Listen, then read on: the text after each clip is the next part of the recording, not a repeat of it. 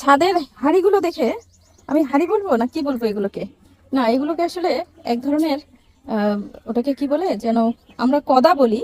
তো কদার আদলেই কদা বা আঞ্চলিক ভাষায় আমি এটা বলছি।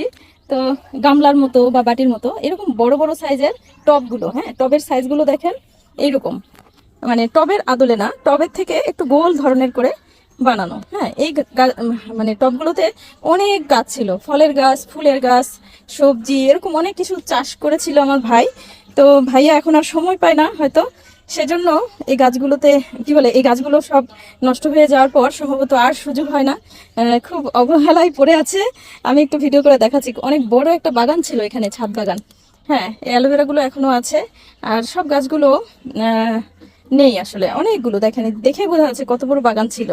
হ্যাঁ তো আমি এর আগে বসে একটু দেখিয়েছিলাম, অনেকদিন আগে একবার এসেছিলাম, তখন দু একটা গাছ ছিল, এখন একেবারেই নেই। হ্যাঁ অনেক সুন্দর একটা মানে ব্যবস্থা ছিল, কিন্তু এখন নেই। তো সবাইকে অনেক ধন্যবাদ। কেমন লাগলো আমার ভিডিওটা অবশ্যই অবশ্যই জানাবেন কেমন।